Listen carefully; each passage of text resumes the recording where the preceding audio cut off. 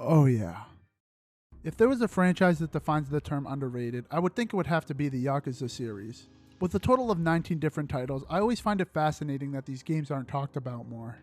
I personally have played only 3 of these games, and none of the games I've played included the protagonist that made this franchise so legendary. Even then, I now understand what makes these games so special. If you recall from my last video, I decided I wanted to talk about Yakuza Like a Dragon as it's the latest entry in the series. I tend to try out the latest entry in the series because I like seeing where the franchise is at now, so when I look at the earlier games, I understand how they got where they are. For Yakuza Like a Dragon, this culmination results in a drastic shift in gameplay, but we'll talk about that in a bit.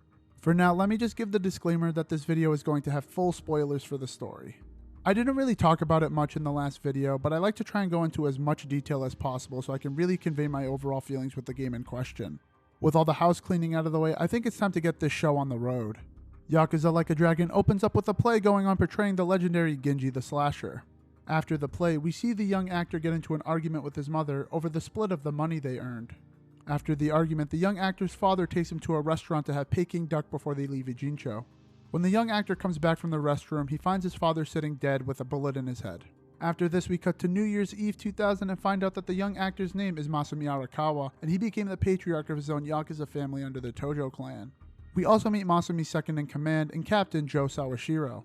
We then cut to a different part of town where we meet the main protagonist of this adventure, Ichiban Kasuga. Ichiban is a low-ranking grunt in the Arakawa family and is out doing collections per the captain's orders. While he's out doing collections, we get to learn a bit more about Ichiban. Ichiban is someone who, even though low on the totem pole, is proud to be a member of the Arakawa family. He has immense pride in serving the man he respects the most in the world, Masumi Arakawa. We also learn that Ichiban is actually a bit of a nerd and loves the Dragon Quest games. He says when he plays those games they make him feel like a hero, and he uses this philosophy in his career as a Yakuza. We also meet Ichiban's friend and fellow Yakuza, Mitsuo Yasumura.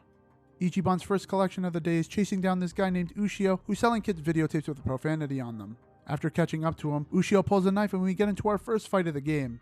Yakuza combat in the past paid homage to old school 2D beat-em-ups, so I'm interested to see how it's been improved upon here. Wait, what's this? It's turn-based now?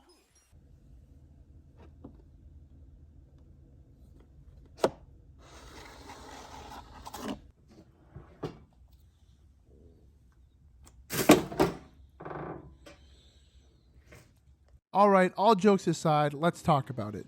Yes, Yakuza Like a Dragon is now a turn-based combat game. It shifts from the traditional beat-em-up fashion, which I think is a fitting change. I didn't mention it earlier, and I'm sure those familiar with the series have noticed, you don't play as Kazuma Kiryu in this game. Let's not beat around the bush, this was a very polarizing move from Ryu Ga Gotoku Studios. Although it was stated prior to the release of Yakuza 6 The Song of Life that Kiryu's journey would be coming to an end, it was still a huge risk. Not only do you still need to draw new players in with your protagonist, but you also need to keep the old fans happy. Another shocking move was the change of direction when it came to the game's combat system. Initially, the combat was presented as a joke on an April Fool's Day stream in 2019. The joke trailer received such a positive response from fans that the developers decided to make the joke a real thing and shift the combat to a turn-based system. I'm going to dive into all the mechanics of the game a little later, so for now let me finish up the intro section.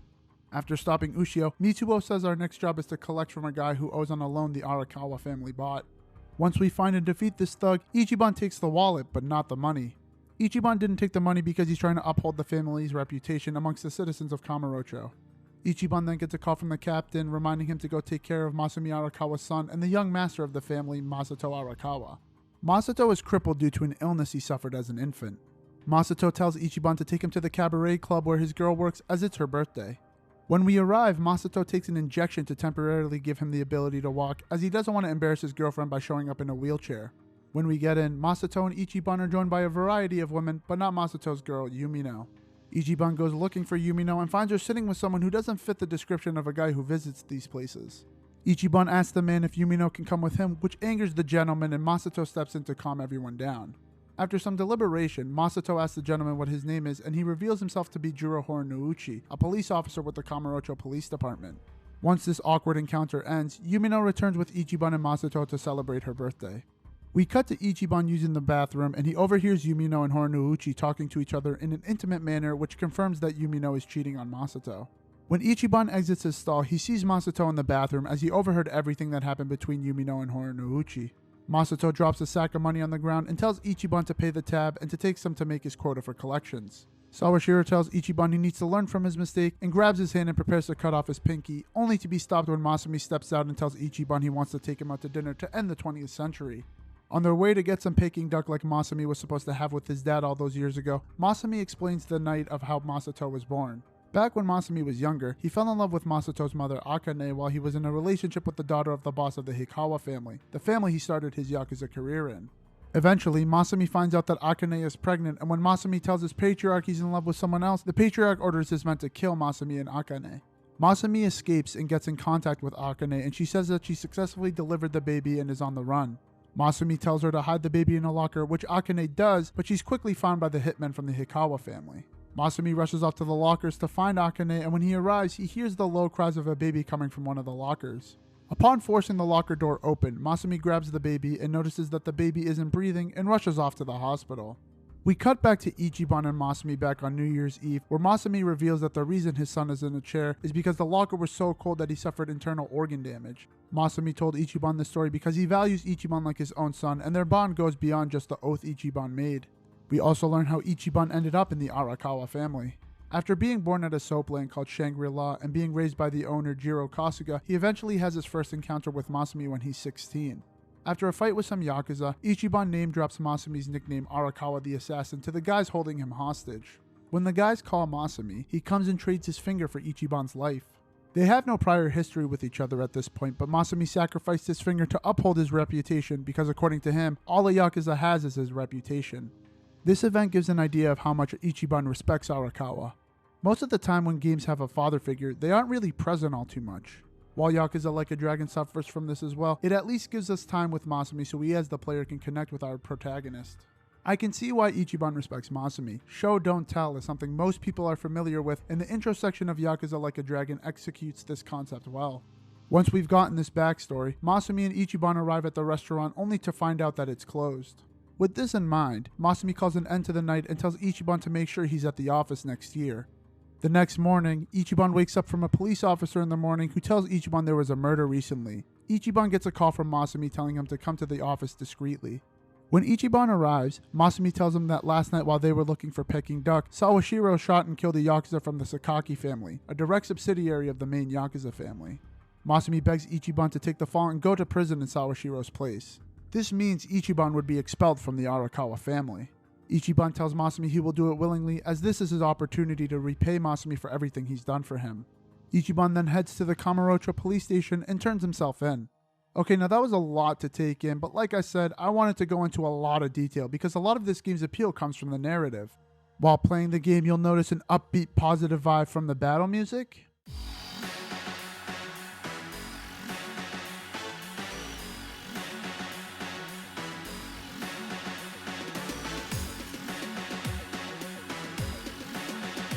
To the tone that plays when a player joins your party.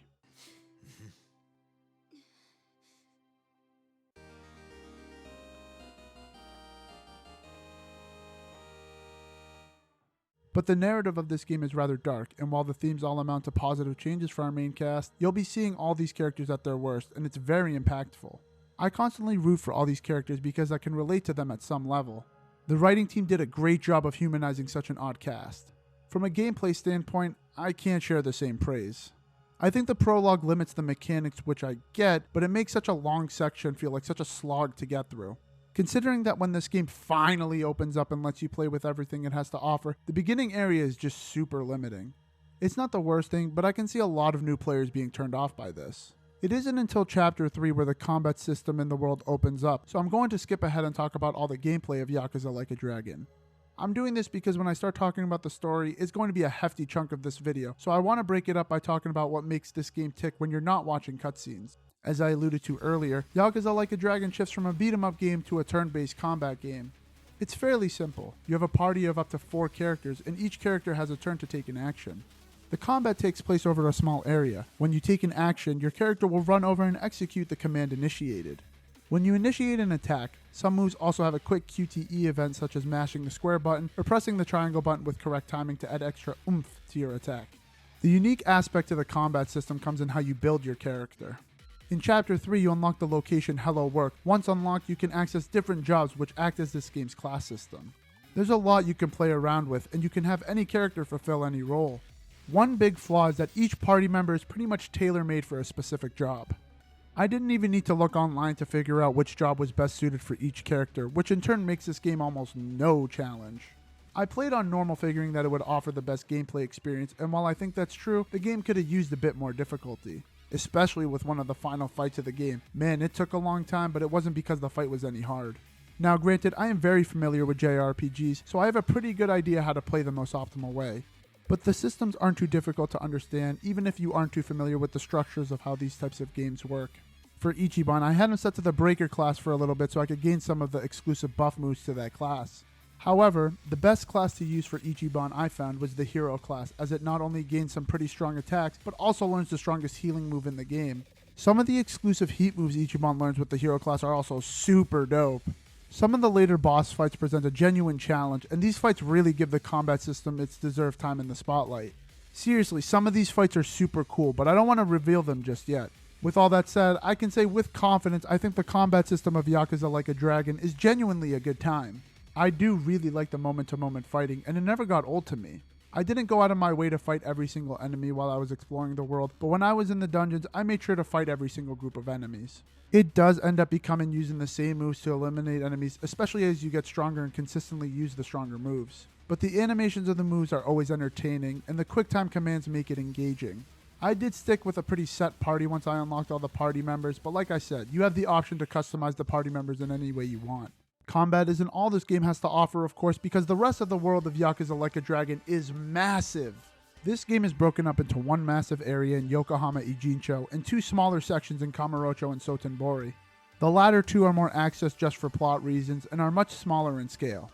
Sotenbori's only unique aspect is that it has the grinding specific gauntlet, which challenges you to complete specific fights under certain conditions. Upon completing these conditions, you are either rewarded with extra gear or weapons to equip your characters. If you're familiar with this franchise, then you'll know these games are famous for having tons of mini-games to play around with in the overworld. Yakuza Like a Dragon is no exception, as Ijincho has so much to do as you explore. Most of these are tied to side quests, but even then you are free to access them at your leisure. Some of the standout games include watching movies at SEGA Cinema where you need to knock out these sheep and stay awake for the duration of the film, and Dragon Kart, which is essentially a cheap knockoff of Mario Kart. You can spend an entire play session just playing these minigames for fun, and this is where Yakuza Like a Dragon really thrives. Having a game within a game is something that's insanely difficult to balance over the course of a 40+ hour adventure.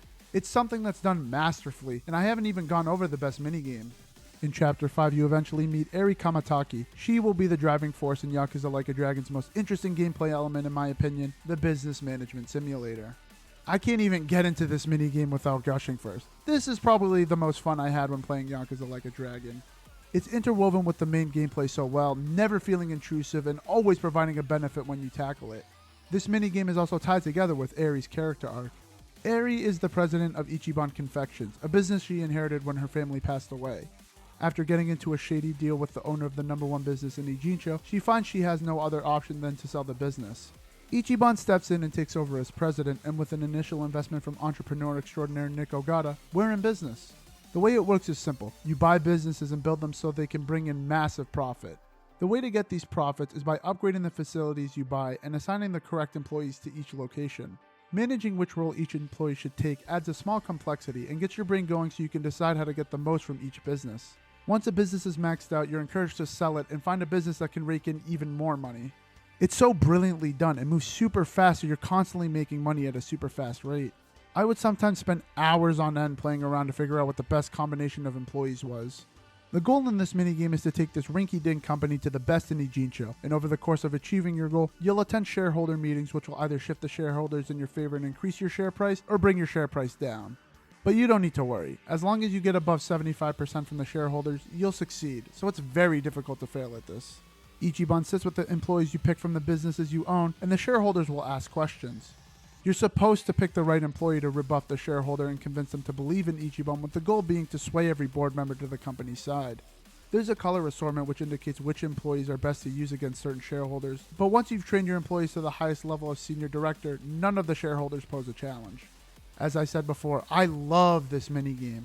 It's so smartly designed, prioritizing efficiency over everything else, and it's a great source of income if you need cash at any point. You may be wondering if doing all this stuff is worth it, and I'm here to tell you it totally is. Part of 100%ing this game comes in the fact that Yakuza Like a Dragon has a full-fledged life simulator aspect. This part of the game is broken down into two sections. First, I'll talk about the personality chart. Similar to the Persona series, Yakuza Like a Dragon introduces personality traits to work towards. These can be broken down into 6 individual traits: passion, confidence, charisma, kindness, intellect, and finally, style. As you interact with the world around you, you'll see your stats increase. These are primarily upgraded to set up the girlfriend side quest. Unfortunately, by the end of my playthrough, I wasn't able to max out all the stats. The 2 stats that held me back were confidence and charisma. Let me explain why I didn't max these stats out. Firstly, I put around 60 hours in this playthrough, so I think I got the full understanding of what I was looking for when deciding what I wanted to talk about in this video. Secondly, it takes an insane amount of time to grind these stats out, especially in the end game. The most efficient way to grind for stats is to engage in the minigames you can find in Ijincho. Each minigame typically focuses on a specific stat or gives you a currency to buy items to level up your stats. The problem becomes when you want to grind past the initial tutorial section of the minigame, it becomes hard to grind up the numbers required to purchase these items. A great example of what I'm talking about is the Can Quest minigame. When you're first introduced to this minigame, you have certain milestones you need to meet to get a bonus in the currency needed. After completing all these milestones and getting all the bonus currency, you have no alternative way of getting the amount you'll need without hours of grinding. I flipped back and forth a bunch on whether or not I should have put in the extra hours to see the cutscenes for the girlfriends and decided in the end, I had my fill. The second section of the life simulator aspect comes in the form of drink links. Yup, the Yakuza series now has its own form of social links. These don't work as you might think if you're familiar with the social link system in a game like Persona 5. Drink links occur once you've gotten your bond level high enough with each party member. This can be achieved by using the party members in combat or taking your party out to eat at one of the many restaurants found in Ijincho. These act as the character development for a majority of the party members. Each party member has an issue, and typically Ichiban sits with them at the bar and helps them find a solution over a drink. After 4 events, Ichiban and the party member you're hanging out with will come up with a plan to tackle the problem that needs to be solved. These don't quite hit the same highs as Persona 5's Confidants, but I think they do a good job of developing the main cast of Yakuza Like a Dragon. The stories as a whole aren't as impactful as I would have liked, but it's still a good time to not only learn more about Ichiban's friends, but also a chance to get free personality points. I think that just about wraps everything that Yakuza Like a Dragon has to offer from a gameplay standpoint. If this long synopsis wasn't obvious, I am in love with how this game plays. It's one of the most unique games I've ever experienced. One aspect of being a gamer who likes open world experiences I never understood was being able to just ignore the main story and explore the world to have fun. Yakuza Like a Dragon showed me what I was missing out on. There is a ton to do in this game, and none of it feels intrusive to the core gameplay loop. It can get kinda tedious if you're trying to go for 100%, but if you're enjoying the game like I did, which is trying to get an in-depth look at everything on offer, then you're in for an amazing experience. It gels so well and does so many of the little things right that are often overlooked. Like I mentioned earlier, I put around 60 hours in this game, and that accounts for a lot of the extra stuff I did.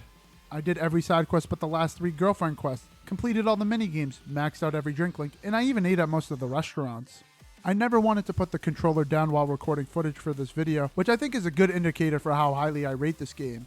Sure, it's pretty easy, but even when playing on normal difficulty, I still got to do everything I wanted to. I also said that I like to see the culmination of the devs' work by playing the latest entry, and I think now's a good time to talk a bit more about this game's development. Kiryu's journey came to an end in Yakuza 6 The Song of Life, which was released back in 2016. Yakuza Like a Dragon released in the West in the fall of 2020, with the PS5 version I'm using for the basis of this video releasing in early 2021. That means there was nearly a 5-year gap between mainline releases. Inherently, a weight of expectation is put on the next entry because of the longer wait between releases. At this point, the Yakuza franchise is heading in a completely new direction, so Ryu Ga Gotoku Studios really needed to stick the landing, and in my opinion, they passed with flying colors. It's a special experience that everyone should try out if you have any sort of interest in this game, and if you're still watching, it's safe to assume that you do. Alright, now that I've talked about the prologue and the gameplay mechanics, it's now time to dive headfirst into the rest of Yakuza Like a Dragon's story. Once again, there's going to be full spoilers for the narrative of Yakuza Like a Dragon. I suggest clicking off the video if you want to see how this story plays out for yourself. After turning himself in, we find out that while Ichiban is in prison, he gets a letter from Masumi telling him that he's excited for him to get out and that he'll be at the door waiting. We flash forward to 2019 where Ichiban is finally being released after 18 years in prison. To his surprise, Ichiban is unable to locate Masumi outside the prison and is instead greeted by Koichi Adachi, a former detective from the Kanagawa Prefecture currently employed at the DMV. Before I continue with the story, let me just talk about Adachi's character arc and Drink Link for a bit. This is something I'll do for every character to remain consistent, except for Namba, as most of his character development comes from the main plot. Adachi's involvement in the story is that he wants to find out if the police chief that screwed him over while he was still in the force is engaging in corrupt behavior. This police chief happens to be Horonouchi, the police officer from the club at the beginning of the game. It's revealed that Horonouchi was set to be promoted to police commissioner a number of years ago when a case involving a citizen getting falsely accused commits suicide in prison. Adachi's Drink Link focuses on this case as it's revealed that he was the one in charge of the investigation. Adachi tells Ichiban that Horonouchi essentially looked over the testimony that could have resulted in the citizen being released from prison. Horonouchi didn't pay attention to the testimony as this would have put his promotion into question and he wanted to avoid that at all costs. As a way to atone, Adachi has been sending the son of the falsely accused citizen, Takashi, money each month. Over the course of the Drink Link, we find out that Takashi may be taking advantage of Adachi's generosity since he's sending the money under the alias of a rich philanthropist. It's revealed that the Takashi we meet isn't who he says he is, and he's been trying to scam Adachi out of money for a bit now. Adachi was sending money to Takashi to put him through law school and is just waiting for him to pass the bar exam. In the final Drink Link section, the real Takashi shows up and reveals he passed the bar exam and knows that Adachi wasn't some billionaire, rather the officer that interrogated him in an attempt to set his father free. I like Adachi quite a lot. He's not this game's best friend character, but as a first companion, he does a great job of supporting Ichiban. He's an old guy who should be retired, but is trying to live out his last years to the fullest and get revenge on the guy that screwed him over. Adachi tells Ichiban he has business with him, but Ichiban's only thought in his head is finding out where Masumi Arakawa is. Ichiban fails to realize that it's been 18 years since he's been a free man, and things have changed in the landscape of the criminal underworld. Adachi reveals to Ichiban that Masumi Arakawa betrayed the Tojo clan and defected to the Omi Alliance and has risen to the rank of acting captain. The Omi Alliance are the rival family that were in a turf war with the Tojo clan back when Ichiban was still a member. Masumi worked with the authorities as a part of the government's 3K plan, which would see the destruction of the Tojo clan's presence in Kamurocho. Ichiban is of course very surprised to hear this and initially denies it all at first, so Adachi suggests Ichiban find Masumi himself to confirm the truth. After finding out that Masumi is having a meeting with the members of the main family, Ichiban decides that he'll go underground to infiltrate where this meeting is taking place. After battling his way through, Ichiban suddenly approaches the man he took the fall for 18 years ago, Joe Sawashiro. Sawashiro tells Ichiban he doesn't know the powers he's messing with and tells Ichiban he'll have to fight him if he wants to see Masumi. After defeating Sawashiro, Ichiban bursts through the door and looks directly at Masumi only to be met with his old boss pointing a gun at him and apologizing before pulling the trigger. When Ichiban comes to, he finds himself in a pile of garbage outside where he meets Yu Nanba, a former nurse who is currently living at a homeless camp. Nanba reveals that he found Ichiban with a bullet hole in his chest and that he healed his wound while he was unconscious. Ichiban looks around and isn't familiar with the location, with Nanba telling Ichiban that they are in Yokohama Ijincho. Yokohama Ijincho is a city that's divided between three major gangs: the Seiryu clan Yakuza, the Chinese Yokohama Liumang, and the South Korean Komichul. Each gang owns a specific part of town and they have an agreement in place not to step on each other's turf. Each gang metaphorically represents a wall, and together they become the Great Wall of Ijincho. As we learn a bit more about Ijincho, Ichiban finds that he has a bill of a Chinese yuan in his pocket where he was shot. Upon closer inspection, the bill is blank on one side. Nanba points out that this bill is counterfeit, but Ichiban has no idea how it ended up in his possession. Ichiban tells Nanba they can worry about the bill later and they need to focus on surviving, so the two head off to see if they can find a job. After the pair land a job, we are introduced to Bleach Japan, a non-profit organization created by the governor of Japan, Ryo Aoki, to eliminate the gray zones of Ijincho, which target specifically soap lands. The woman who hired us, Hamako, owns one of these soap lands, but she has it registered as a restaurant. The leader of this protest, Kume, orders Hamako to bring out food, only for Ichiban and Nanba to step in and teach Bleach Japan a lesson. Hamako rewards the guys for their good work by offering them a room in her building for us to sleep in. For the first time in this game, our characters catch a break. It's at this time we learn a bit more about Ichiban. Nanba asks Ichiban what his dream is, and Ichiban responds by saying his dream is to be a hero like in Dragon Quest. Someone that saves people and can be the light in the darkness. When our party wakes up the next morning, they are greeted by the returning Adachi after he split off from Ichiban back in Kamurocho. With Adachi returning to the party, the gang head to Hello Work so they can find a new job. The guy at Hello Work tells Ichiban that the owner of the soap land, Otohime Land, is looking for some guys to work security. Upon arriving at Odehime Land, we learn that the owner, Nonomiya, actually hired us for an ulterior motive. He's concerned over the well-being of his best girl, Nanoha. She's been calling out of work a lot recently, which is unlike her. Ichiban and his friends accept the job and looking to see why Nanoha keeps skipping work. We find out that Nanoha is meeting with someone from the assisted living facility her father lives in called Sunlight Castle. Nanoha is paying quite the premium to have her father attend this place and is even paying in full to have her father get life-saving surgery. Upon further research, Ichiban and his friends find out that Sunlight Castle may be shadier than it first seems, so they get jobs as contractors to investigate what's going on with Nanoha's father. Upon infiltrating Sunlight Castle, it's revealed that the employees of Sunlight Castle are actually robbing their patrons, and instead of healing them, they accept the money to kill the elderly in their care. We also learn that this business is actually under the ownership of Totsuka, a member of the Seiryu clan. Once we defeat him, we tell Totsuka to take us to the Seiryu clan headquarters so we can tell the chairman of the clan what's been going on at Sunlight Castle. When we arrive, we meet Ryohei Hoshino, chairman of the Seiryu clan. In our first interaction with Hoshino, we learn a bit more about him and the Seiryu clan's role in Ijincho. Hoshino values the old Yakuza way like Ichiban and demonstrates this by telling Totsuka he's expelled from the Seiryu clan and putting an end to Sunlight Castle. When Ichiban and his friends return to Odehime Land to report to Nonomiya, they find him dead hanging from a noose.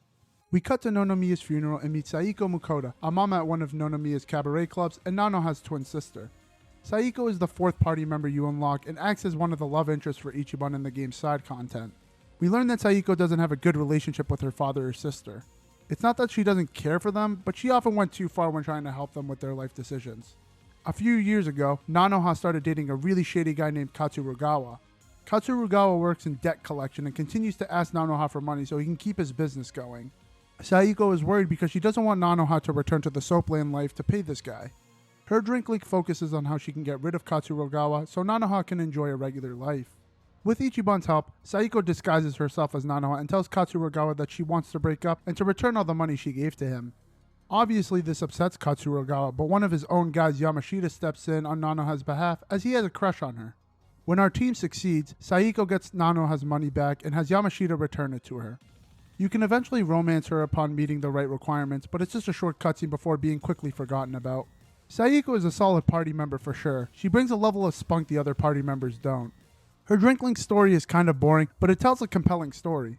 I can relate on a personal level because her story is about how much she cares about her family even if they don't have the best relationship.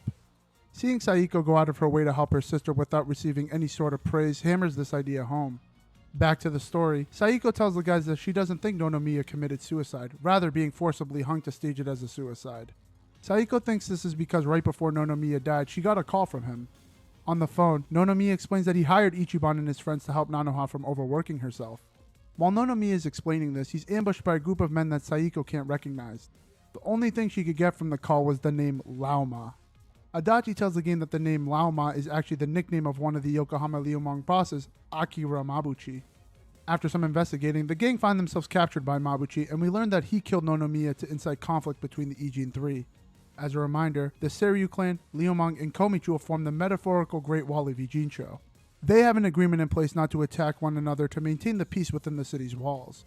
Odehime Land is a soapland that's under Seiryu clan jurisdiction, so with Mabuchi killing the owner, it directly violates the terms of the agreement. Mabuchi has one of his boys record Ichiban so he can use it to blackmail him so he can get the war he wants started. As of now, Ichiban and his friends have no idea why Mabuchi is starting a war between the Ijin Three. Once Mabuchi gets what he wants, he orders his men to kill Ichiban, but before they can, he's saved by a man with white hair. Once we escape, Ichiban gets a call from Hoshino telling him that Mabuchi shot up 2 young Yakuza boys, which prompts the captain of the Seiryu clan, Takabe, to head directly to Ryumong territory to have them pay for their crimes. When the gang intercept Takabe at the Ryumong headquarters, Ichiban implores Takabe to stop his assault as he's playing right into Mabuchi's hands. Takabe says that it doesn't matter and that the Ryumong need to pay for robbing 2 young guys of their lives. He tells Ichiban if he wants to stop him, then he'll have to fight. After defeating Takabe, we are introduced to the leader of the Yokohama Ryumong, Tianyu Zhao. Jumping ahead a bit, Zhao is the final party member that joins Ichiban's team. During Zhao's drink link, we learn that he's the leader of the Ryumong because he was the next heir in the bloodline. Being the leader of the Ryumong isn't something Zhao is particularly fond of, but he does it because he wants to protect his boys that serve under him. The Yokohama Ryumong have a tragic backstory, being forced out of Chinatown and into the underbelly of Ijincho. Zhao's drink link focuses on his relationship with Mabuchi. It's revealed that Mabuchi betrayed Zhao so he can assume power when the Ijin Three fall. Even through this, however, Zhao can't come to hate Mabuchi as he tells Ichiban that he and Mabuchi grew up together as kids.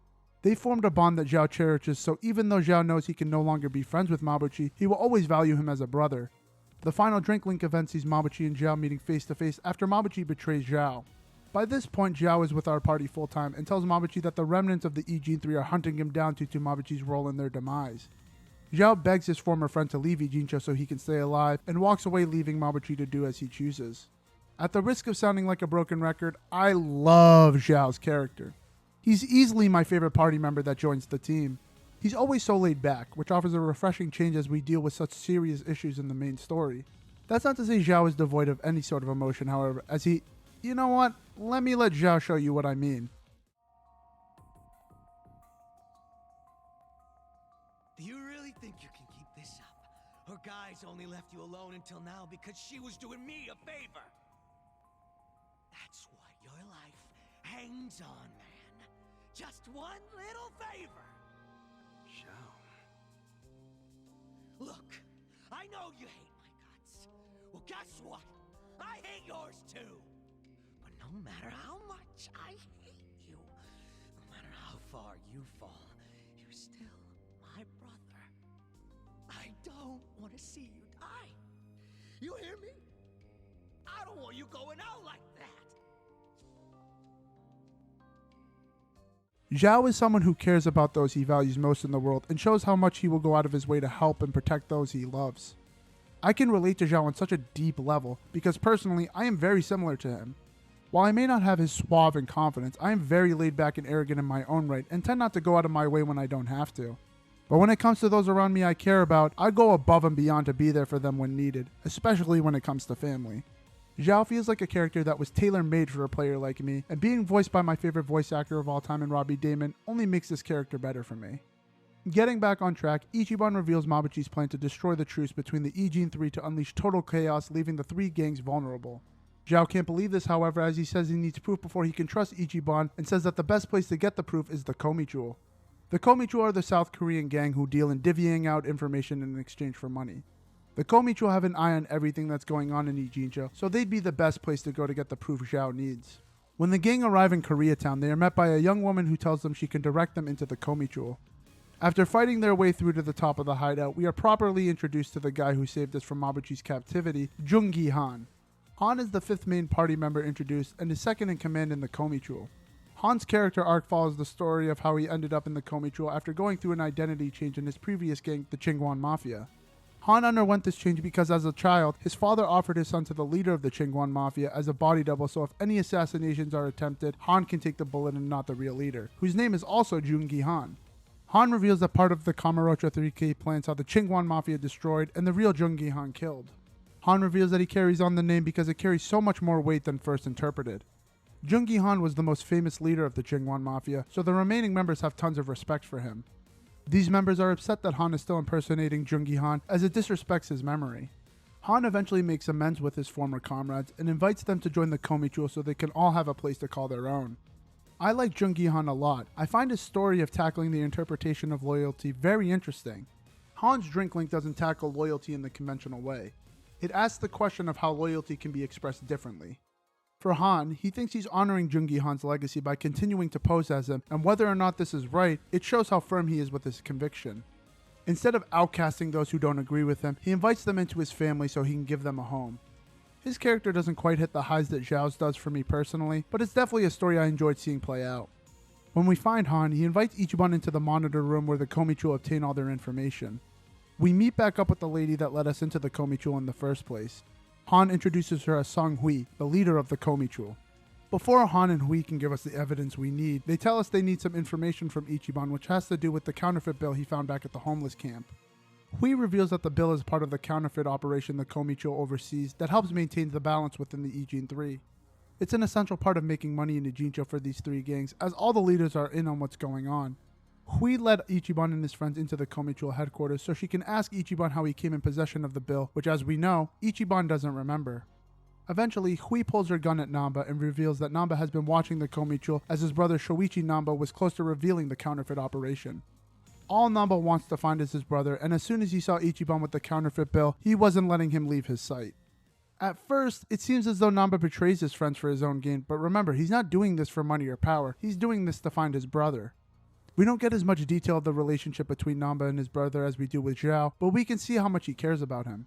I really like Namba's involvement in the main story. It was a plot twist I didn't see coming. While present during the events, none of the other party members have such a big involvement in the main story, so I think Namba's story is told well. Namba is a character that's always down on his luck. He's done some extreme things to look for his brother, including moving to Ijincho to live as a homeless person.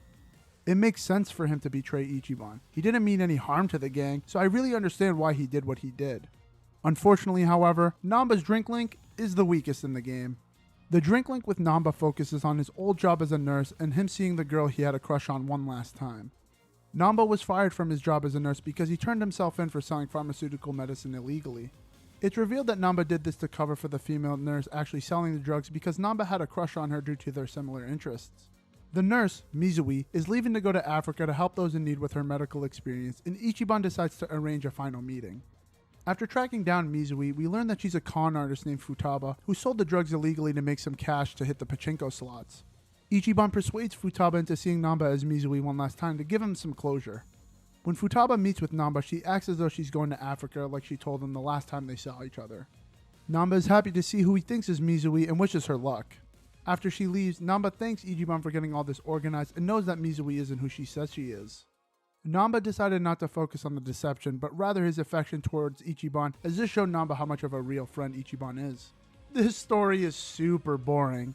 I get the extra exposition with Namba's backstory on his time as a nurse, but I don't think we need a love interest to convey this. It honestly makes Namba look stupid, which couldn't be further from the truth. The way I would have done it if we had to tell a story about Namba's nurse life is have it structured with him actually selling the drugs and getting caught up with, say, a member from one of Ijincho's 3 gangs. His story can focus on one of these guys trying to get Namba back into the drug business. Namba can't get back as his entire career was tainted when he was caught, so Namba no longer has access to the drugs. We can see Namba accept his mistake in an attempt to ward off the member. I don't know, I think that would have been much more interesting. Namba overall is a great character regardless of his weak drink link. He acts as this game's best friend character and serves this role well. I can tell Ichiban and Namba share a bond that's deeper than any of the other relationships Ichiban has with the other party members. He's not my favorite character, but I think he's a great member of the cast. He's also voiced by Greg Chun, another voice actor I'm quite fond of. This wraps up the main cast analysis of Yakuza Like a Dragon, and spoiler alert, I am in love with these characters. There are very few low moments of quality on offer here. As I mentioned before, Zhao is my favorite party member, but that's not a knock on the other characters. I have to credit the writing team here, man. They did a fantastic job of bringing these characters to life. We last left off with the story when Namba revealed his true intentions for traveling with Ichiban. After revealing he was looking for his brother, Namba tells the gang that his plan was to leave once his brother is found and apologizes for deceiving them. Ichiban tells Namba that there's nothing to apologize for, as it was Namba who saved Ichiban from the brink of death. Ichiban no longer considers Namba his friend, he considers him a brother. To show this, Ichiban battles against Jungi-han so Namba can escape. After he gets away, Song-hui reveals that if Namba reveals the truth about the counterfeit business, then it will be the final nail in the coffin for the Great Wall of Ijincho. With everything that's happened, you can understand Hui's position. For many years, the Great Wall of Ijincho has stood as a sign of strength for rival gangs, letting them know not to invade their turf. With this sign gone, it will open the floodgates for other gangs around Japan to come in and take over. Obviously, one of the leaders of the Ijin 3 can't let this happen and orders assassins to find and kill Namba. Song-hui tells Ichiban if he wants to plead his case for Namba, he'll need to meet the leaders of the Ijin 3 at Heian Tower, the same place where Masumi Arakawa's father was killed. When Ichiban and his friends arrive, we see Song-hui, Hoshino, and Zhao sitting together. We learn that the counterfeit business is the foundation of the Great Wall of Ijincho and learn more about its origins. 60 years ago, newly elected city councilman Yutaka Ogikubo proposed the counterfeit business to the then leaders of the Liumang and Seiryu clan. This proposal was made to prevent a war from breaking out between the gangs. At first, the Seiryu clan would handle the printing of the bills and the Liumang would be the distributors. Eventually, Ogikubo would hand the printing off to the Komicho when they showed up in town, allowing the Seiryu clan to focus on distribution as well. The reason the Ijin 3 captured Namba's brother is because he found a link between the counterfeit business and Ogikubo's association with the 3 gangs of Ijincho. Ichiban asked them again if they'll give him and his friends a chance to find Namba and convince him not to leak the information, with the leaders of the Ijin 3 agreeing. However, if Ichiban fails, then Namba is free for the taking. Ichiban and his friends deduce that the safest place for Namba to hide is with Bleach Japan, as they have government protection to offer to Namba. When we arrive at Bleach Japan, we find Namba with Kume and the director of Bleach Japan, Hajime Ogasawara. While Ichiban tries to convince Namba to leave Ijincho due to all three gangs coming after him, Ogasawara reveals that there's no need to worry, as not only does Bleach Japan have the backing of the governor Ryo Aoki, but also that it was Ogasawara himself that ordered the hit on Nonomiya. This is all done so that the Omi Alliance, the benefactors of the Kamurocho 3K plan, can invade Ijincho so that Bleach Japan can have full control of the city and get rid of all the gray zones. Ogasawara reveals that their next step is to find the counterfeit machine held in the Komicho hideout to put an end to the Great Wall and Ogikubo's reign as the leader of the Citizens' Liberal Party. Ichiban heads to the Komicho hideout to see how far Bleach Japan is willing to go to get what they want. They hired Reiji Ishioda, one of the 3 lieutenants of the Omi Alliance, to break through the wall protecting the Komicho hideout. Ichiban and his friends take an underground passage to reach the hideout first. When Ichiban arrives at the Gomicho monitor room, he defends Songhui from Ishioda and Namba as they try to break into the counterfeit room. After defeating the pursuers, Han captures Ogasawara, and Namba tells Ichiban that because of him, all the evidence that could have helped him find his brother is destroyed. Hui then reveals the location of where Namba's brother is as a token of appreciation to Ichiban and his friends. They didn't kill Namba's brother because there was no reason to let his talents go to waste, so they kept him as an informant in their underground city. After capturing Ogasawara, Ichiban interrogates him to learn about the person in charge of this plan. Ogasawara reveals that Ryo Aoki founded Bleach Japan 15 years ago and used his popularity to run for governor. Aoki's superpower, according to Ogasawara, is the fact that he's the most popular politician in Japan.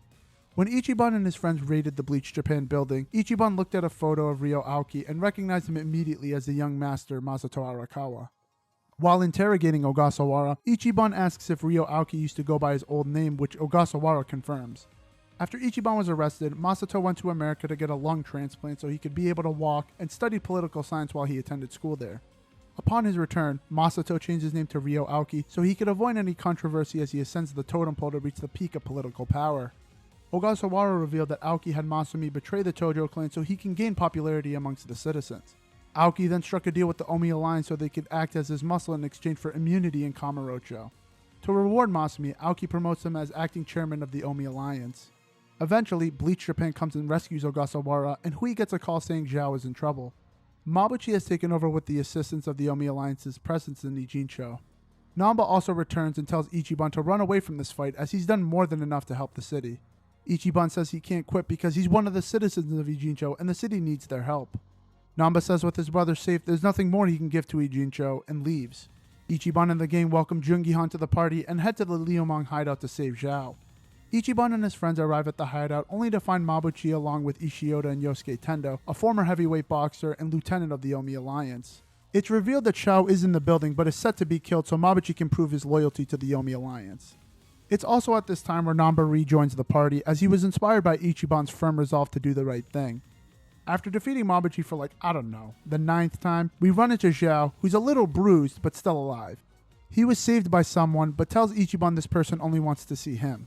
Ichiban meets with the mystery man and is reacquainted with his old friend Mitsuo. Mitsuo is still a member of the Arakawa family and says that Masumi is going to need all the allies he can get. He tells Ichiban and his friends to go to Sotenbori so he can be there when Masumi needs him. Before heading to Sotenbori, Ichiban finally gets a chance to meet face to face with Aoki. After Ogasawara escaped, it's revealed that Aoki had him killed as he revealed all of Aoki's plans to Ichiban. After Ogasawara's funeral, Aoki tells Ichiban to meet him at Orihime Land, with his journey all started for Ichiban. At Orihime Land, Aoki reveals that after he heard Yumino and Horinouchi talking in the bathroom that night, he tried leaving the club only for his injection to wear off as he approached his chair in the alley. Eventually, Aoki wakes up to a Yakuza thug telling him to get out of the alleyway.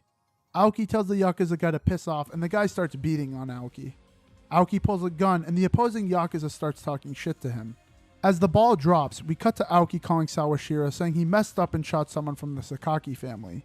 Yes, Masumi lied to Ichiban when he asked him to go to prison for Sawashiro. Aoki reveals that he rose up the political chain simply because he had the power to do so. Aoki achieved this using his criminal background to get rid of his competition while at the same time getting rid of the enemies of the criminals he employs. Aoki informs Ichiban that Kume will be running for Kanagawa Prefecture representative in the upcoming election. If he wants to survive, Aoki wants Ichiban to stay away from Masumi and himself. In retaliation, Ichiban and the Ijin 3 come up with a plan to have a candidate run against Kume in the election so they can get closer to Aoki. Before the plan can get underway, Ichiban remembers he needs to go to Sotenbori so he can help Masumi with the plan Mitsuo mentioned earlier. Ichiban arrives in Sotenbori and doesn't want to waste any time, so he and his friends head to the Omi Alliance headquarters. Outside of the headquarters, our gang sees caterers setting up for the return of the real chairman of the Omi Alliance, Masaru Watase. Ichiban and his friends take the chance to sneak in amongst the crowd and gain access to Omi HQ. Once inside, Ichiban and his friends sneak in as they look for a room called the Dragon Chamber to find Masumi. When they reach the entrance to the Dragon Chamber, Ichiban and his friends are met by Yakuza legends and fan-favorite characters Goro Majima and Taiga Saejima. They challenge the gang to a fight to see if they're worth the acting chairman's time. This is one of the coolest moments I've ever experienced in a game before. Majima and Taiga are series favorites and playable protagonists in some of the other games in the franchise. They don't feel out of place at all in this story and serve as inspirations for Ichiban to strive towards as he gets stronger. Their plan also foreshadows that this plan Masumi has cooking must be something that can shift the entire landscape of the Yakuza. After the fight with Majima and Taiga, Masumi makes his entrance with Daigo Dojima, the 6th chairman of the Tojo clan. He invites Ichiban and his friends inside the Dragon Chamber and explains why Masumi has done everything he has up to this point. Masumi explains that he went along with the Kamurocho 3K plan on the orders of Dojima himself. The Yakuza lifestyle shifted in a negative way while Ichiban was in prison, and Dojima wanted his forces out of Kamurocho, and the 3K plan presented such an opportunity. While Watase was in prison, he was contacted by Masumi and Dojima about what they intend to do, and Watase, although in prison, also agrees and plans to dissolve the Omi Alliance. Masumi and Dojima expect for there to be some retaliation to this decision and ask Ichiban and his friends if they'll be there as backup when they make the official announcement. The plan will go down the day Watase is released from prison. The day of the announcement, Watase takes the stage and says that he will work with the authorities of Osaka PD to dissolve the Omi Alliance, which gets the Omi members in the room angry and they attack. After the first wave, the fight continues and, you know what, let me let the game do the talking here.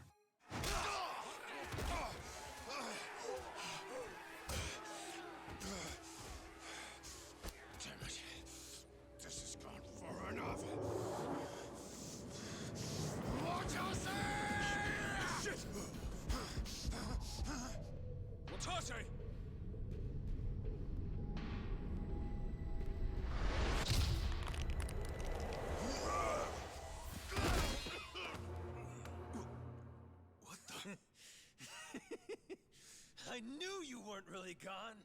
So he's finally back. The Dragon of Dojima.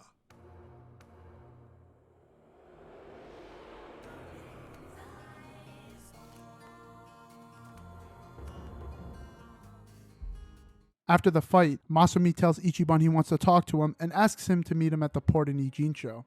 When Ichiban meets up with Masumi, he apologizes as he can't stay long because he has a dinner planned with Hoshino. Masumi said that the Yakuza landscape is in total chaos after the dissolvement of the Omi and Tojo. Ichiban asks what he's going to do, and Masumi reveals it's no longer his fate to decide what happens to the Yakuza. For the first time in his life, Masumi has no set path, and he's looking forward to seeing what life has in store. Ichiban asks Masumi if he can rejoin the Arakawa family, as when he was in the family, it was the happiest time of his life. Masumi recalls a story he shared with Ichiban on New Year's Eve 2000 about how Masato was born. Masato says he has a dream that Akane has her child at Shangri-La, and he sees that it's Masato. The next day, it's revealed that Masumi Arakawa's body was found in the ocean. Ichiban then meets up with Hoshino the next day to figure out what happened after he got dinner with Masumi. Hoshino thinks that it was probably Omi loyalists who didn't agree with the dissolvement of the clan. Hoshino goes on to say he's heard that the loyalists remaining are going to form a new clan under Ryo Aoki's leadership, and that Aoki was the one who ordered the hit on Masumi. The gang decide their best course of action by this point is to find Kume, as he's their best way into getting into contact with Aoki. After numerous failed attempts at getting close to Kume, Hoshino suggests that Ichiban run for office as a way to get closer to Kume, and in turn, Aoki. We cut to Aoki and Sawashiro talking about what they're going to do about Ichiban since they can't just kill him while he's in the public eye. Sawashiro tells Aoki he's going to form the Tokyo Omi Alliance with the remaining loyal guys around, and he would be the chairman. Aoki says he has to earn the right to be chairman and hands him a photo telling him to kill the man in the photo within 24 hours. As Ichiban gets his chance to talk to Kume, Han tells Ichiban that Chairman Hoshino's life is in danger. When the gang arrive at Seiryu HQ, they see Chairman Hoshino with a bullet in his chest and Sawashiro sitting on the couch. It seems that the man in the photo Aoki handed to Sawashiro was of Hoshino. Ichiban asks Sawashiro why he and Aoki are still torturing him even after pretty much having everything they want. Ichiban wants to know why Sawashiro and Aoki get off on seeing Ichiban defeated. After fighting Sawashiro, he tells us the story as how he became so loyal to Aoki. When Sawashiro was 15, he had Aoki with his girlfriend at the time. Sawashiro says he wasn't fit to be a father, and he and his girlfriend decide that the best thing to do is drop the baby off in a locker and hope someone comes for it. When someone does, it happens to be Masumi, and this is where the biggest plot twist of Yakuza Like a Dragon takes place. When Masumi busts the locker open and takes Masato, it's revealed that the locker Masato was in was the locker Sawashiro put the baby in. Masumi took the wrong baby, and it's revealed that Sawashiro is the father of Masato Arakawa. Sawashiro tells Ichiban that there was another baby in the lockers. This baby was found by the owner of Shangri-La, Jiro Kasuga, as he was retrieving the baby on Akane's behalf. Sawashiro then connects the dots and says that he thinks that Ichiban was the baby in the other locker and he's the real son of Masumi Arakawa. Ichiban ponders what he's just been told as Sawashiro is taken in custody after the murder of Ryohei Hoshino. We cut to Ichiban fighting grunts so he can figure out where Kume is so he can get to Aoki, and it's at this point where Ichiban's mental state is completely off the rails. Can you really blame the guy? He's been through so much shit in such a short span of time. He just lost two of his father figures within days of each other, so it's a lot to deal with while you're also trying to stop a corrupt government official from essentially taking over the country. Ichiban goes too far when he's getting information from one grunt and is stopped by the legend himself, Kazuma Kiryu. Kiryu stopped Ichiban because he wants Ichiban to meet him at the Komichuo headquarters to reveal what Aoki's next move is. When we meet back up with Kiryu, he tells Ichiban that he wants to fight him and drops probably the best bar in the entire game. If that's what you want, that's what I'll do. The treasure you're after is right up there. I'm the dragon guarding it. So defeat me, if you really think you're the hero it belongs to.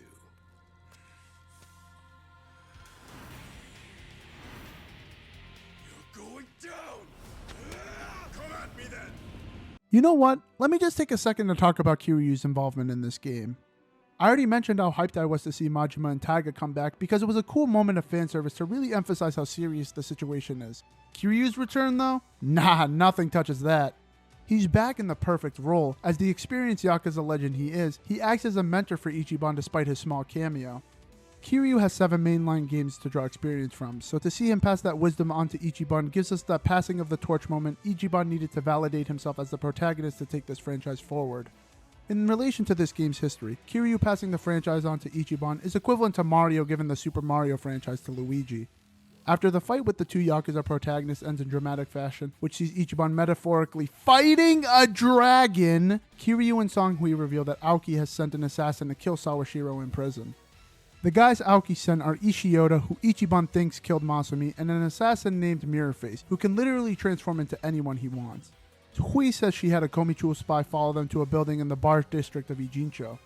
When Ichiban and his friends defeat Ishioda and Mirrorface, Ichiban asks Ishioda who killed Masumi, and he reveals that it was Tendo. Originally, Aoki ordered Ishioda to kill Masumi, but before he could, Tendo stops him and kills Masumi himself so he can become the chairman of the Tokyo Omi Alliance. Before Ichiban can process this, an explosive goes off in the room the gang and Ishioda are in. We cut to Kamurocho where Ryo Aoki is giving his final speech before the election officially opens up. Before Aoki can properly start, however, Ichiban interrupts him after revealing himself in the crowd with a megaphone. Ichiban uses his campaign as an attempt to get closer to Aoki so he can confront him face to face. After finally getting close to Aoki, Ichiban reveals he knows everything Aoki has done, which includes ordering Sawashiro to kill Masumi. This is an awesome moment for Ichiban in my opinion. He finally gets to look the person who took so much from him in the eye to tell him he's going to lose. The immense satisfaction Ichiban must feel is something I can't help but enjoy. During this interaction with Aoki, Ichiban tells him he found a recording of Aoki giving the order to Sawashiro to kill Masumi Arakawa. Aoki believes Ichiban is bluffing, and Ichiban tells Aoki that his biggest weakness is he lets everything go to his head. All Ichiban needed to do was give Aoki that sense of doubt to investigate for the recording at the Omi headquarters. If Aoki is going to investigate, he's going to send the strongest guy he has left, Tendo, which is exactly what Ichiban wants. When the gang reach the top of Omi headquarters in Millennium Tower, they find Tendo in a torn-up office sitting on a desk having a drink. Ichiban asks Tendo if he killed Masumi, and Tendo confirms that he did because he saw an opportunity to rise up whatever's left of the Yakuza chain of command. Ichiban explains that there was no reason to go after Sawashiro because he was always going to remain loyal to Aoki. Ichiban doesn't expect Tendo to understand loyalty and explains that now Sawashiro has nothing holding him back from singing when he eventually gets interrogated. Ichiban says he drew Tendo out so he can beat the living hell out of him as a way to finally give Masumi closure. After we reach the climax with the fight against Tendo, we cut to Aoki arriving at Millennium Tower after a bit of time. Upon his arrival, Aoki sees Ichiban and his friends on the ground with Tendo sitting on the desk with a drink. Tendo asks Aoki what's next after defeating Ichiban, and Aoki says that they need to get rid of Ichiban and any of his enemies so he can maintain hold of his power. Aoki orders Tendo to start by killing Ichiban and his friends right now, and it's after this declaration when Ichiban stands up and shows that he was acting the entire time. It's revealed that Jungi-han was off to the side recording the whole thing and uploading it live as it was recorded. Tendo then reveals he's actually Mirrorface, and he's upset that Aoki tried to off him in the explosion back in Ijincho, revealing the unconscious Tendo behind the desk. Ichiban implores Aoki to give up and start back from the bottom so he can atone for everything he's done. Aoki tells Ichiban he has no idea the position he's in and that Ichiban knows nothing about him. Aoki says he needs to do whatever needs to be done to continue moving his dreams forward, and with this we start the two-phase final boss of the game. One phase with Ryo Aoki, and after, an emotional one-on-one fistfight between Ichiban and his old friend, Masato Arakawa. This transformation from Aoki back to Masato is done superbly. Aoki has no cards left to play. He's been one-upped by Ichiban one too many times. He has no choice but to call back the identity he left behind because he knows only Masato Arakawa stands a chance against the force Ichiban has become. Mechanically though, you're so strong by this point that both the Aoki and Masato phase pose absolutely no challenge. After defeating Masato in combat, he attempts to escape by taking a policeman hostage. As Ichiban tells Masato to stop and start over, Masato tells Ichiban that he reminds him too much of his father Masumi Arakawa, and that's why he always hated Ichiban. Masato escapes with the hostage through the elevator and walks towards the lockers where he was found by Masumi, as the footage of him ordering the hit on Ichiban is playing live in the city. When Masato arrives at the lockers, he finds Ichiban there to meet him, as after all, this is where both of their stories started. Ichiban once again begs Masato to put an end to all this, as neither of them have anything to gain anymore. Ichiban explains that Masato was the first real friend Ichiban ever had, and regardless of what Masato thinks of him, Ichiban considers the young master his brother. It pains Ichiban to see his brother constantly fighting with the three people that love him most. He doesn't understand how Masato doesn't get that they will always be there to support him, even when Masato makes the wrong decision. It's a luxury Ichiban didn't have up until now, and tells Masato to drop the gun. Masato then goes on a mild, hysteric rant about how he got this idea when Yumino rejected him. After returning from America, Masato attended Horinouchi's commencement as the police chief. At the event, Masato runs into Yumino, the girl that broke his heart. She says that Masato looked like a polite gentleman, which set Masato into a rage that caused all of this to happen. Masato then points a gun to his own head, and Ichiban makes one last-ditch attempt to stop him from pulling the trigger. As Ichiban and Masato start crying, Masato pulls the gun away from his head and puts it in the locker where Masumi found him. As the two look at each other in agreement for the first time, Kume comes and stabs Masato, saying that he betrayed the mission. However, with his salvation from Masato, he can change the political landscape of Japan. Kume walks away and Masato falls to the ground and bleeds out in Ichiban's hands. As Masato passes away, he speaks to Ichiban for the final time, although we can't hear what Masato says. We cut to the roof of the Kamurocho police station where we see Horinouchi meeting with Adachi. Adachi reveals that when Ichiban and his friends raided the Yomi Alliance HQ, they found a flash drive with the names of everyone on the Arakawa family payroll. One of these benefactors was Horinouchi, and he raked in just under 300 million yen for himself while working with Aoki. Adachi tells Horinouchi that he already gave the data to the Inspector General of the police, and the guards take Horinouchi into custody. Adachi finally succeeded in his mission to take down Horinouchi after getting screwed over by him in the past. We cut to the funeral of Masumi and Masato Arakawa, where we have all the Yakuza legends minus Kiryu attending. Ichiban tells Daigo he heard that he's starting a security company in Sotenbori, and Watase says they needed to do something for the Yakuza left behind after the dissolvement. They ask Ichiban if he wants to help them get this started, and Ichiban says he can't leave his home or his friends. Ichiban explains that when he was in Kamurocho, he was a loner, but in Ijincho, he found those who unconditionally support him. Ichiban says that Ijincho and Sotenbori are meant to be safe havens for people when they have nowhere else to turn. Ichiban feels he can achieve this in Ijincho, and his plan is to make the city what he and his master envisioned. After the funeral, Ichiban walks out, and his friends ask him if he's going to leave with the Yakuza legends on their next project. Ichiban says he's going to stick around, and rather than explain why he's staying, Saiko breaks the reasons down for Ichiban's friends as Ichiban walks away. As Ichiban's friends react to the good news from Saiko, Ichiban looks at the river, and the game ends with this. In there. He's got good taste.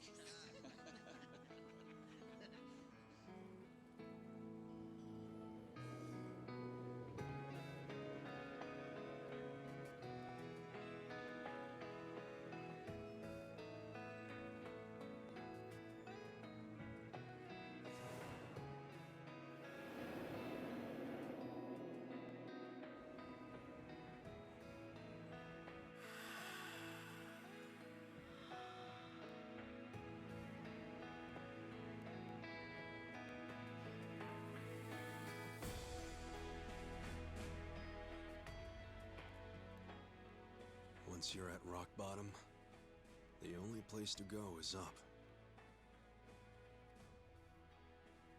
There's no shame in being at the bottom. All that matters is how you decide to climb back out of the darkness. There's always a ray of hope up there. I was lucky to learn that from you, young master.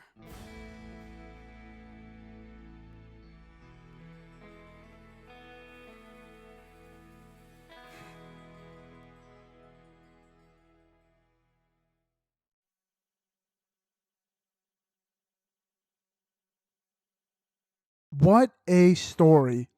Yakuza Like a Dragon provides one of the best video game narratives you'll ever experience, and I don't say that lightly. I thought it was necessary to talk about as much as I could so I could demonstrate how much I love this story. It's not perfect, mind you. I think some of the character development aspects could have used a bit more time on paper, but none of that distracts from the adventure this game takes you on. This game is heavily inspired by the Dragon Quest series, not only in its gameplay, but in the structure of the story. At the end of the day, this is the journey of Ichiban Kasuga going from a lowly thug to the hero he always dreamed he could be. He has to endure tough challenges and suffers immense amounts of loss to become the person he ideally sees himself as. I wanted to save Ichiban and Masato's character arcs for the end because I wanted to give them their own time in the spotlight. I could tell from the minute I started this game that I was compatible with Ichiban. What Ichiban wants is for those who care about him to live happy lives, and he wants to be someone that people can count on. His convictions don't change much throughout the story, so he remains pretty consistent. It's because of the relationships you build with the rest of the cast, you understand why Ichiban is willing to trust them so easily, even if they aren't the best bunch to be around from a social standing perspective. Ichiban had to be the character that fans like, as he's going to be who carries this franchise in the future. And in his first game, the developers made sure he was super endearing to the player. For Masato, I can say he's a pretty decent antagonist. I will say he does some pretty heinous things, but at the end of the day, Masato is just a misguided person who doesn't really understand right from wrong. His entire life, he had rejected who he was because he was in a chair and didn't want the help of anyone else even if they offered themselves to him with open arms. He's the definition of a loner, someone who doesn't want help because he doesn't want people to pity him. Growing up the son of a Yakuza patriarch, it's implied that Masato understands the importance of reputation when it comes to being a Yakuza, and with him being in a chair, he has to work that much harder to gain the respect of others. When he realized he could take advantage of the power he was handed, he of course seizes the opportunity so he can rule over the people that once looked down on him. I also love Will Yun Lee's interpretation of both Ryo Aoki and Masato Arakawa. And that closes off Yakuza Like a Dragon. Man, I need a gallon of water after this one. If after all this you still can't tell, let me just spell it out for you. I love Yakuza Like a Dragon. I think it does so many things right, from the simplicity of adapting a beat-em-up action game to a turn-based RPG to the amazing narrative on offer. Yakuza Like a Dragon redefines the standard for this franchise going forward. It was such a big risk to not only introduce a new protagonist, but also to completely change the mechanics.